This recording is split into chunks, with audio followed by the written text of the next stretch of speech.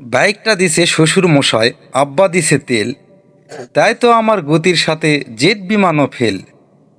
দুর্ঘটনা ঘটলে ঘটুক আমার কিসের ভয়, গেলে যাবে বাপ শ্বশুরের আমার কিছুই নয়।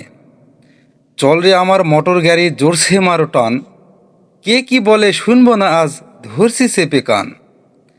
আহা হাহা কি মনোরম গায়ের বাঁকা রাস্তা, 600 কিলো ঘুরে এসে করবরে আজ নাস্তা।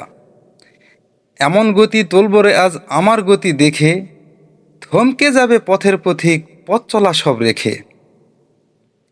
গতির চোটে কাঁপছে মানুষ, উড়ছে পথের ধুলো, লাফিয়ে উঠছে পথের ধারের বান্ধা ছাগলগুলো। গতি আরও বাড়িয়ে দিলাম পথটা পেয়ে সরু, হঠাৎ দেখি সামনে আমার বিশাল একটা গরু। ধাক্কা লেগে হুন্ডা আমার পড়ল গিয়ে খাদে, আমার তখন হোশ ছিল না, ফিরছে দুদিন বাদে। দুদিন বাদে জ্ঞান ফিরলে চেয়ে দেখি ভাই, আমার যে দুই পা ছিল তার একটা সাথে নাই।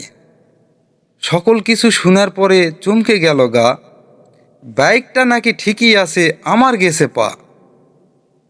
আমার শখের বাইকে এখন অন্য মানুষ চড়ে, পা হারিয়ে কান্দে আমি বন্দি হয়ে ঘরে। ঘরে বসে ভাবি যদি পাটা পেতাম ফিরে, তিরিং বিরিং ছেড়ে আমি বাইক চালাতাম ধীরে। মন রে বলি মন যদি তুই বুঝতি দুদিন আগে, তবে কি তোর পা হারিয়ে পঙ্গু হওয়া লাগে।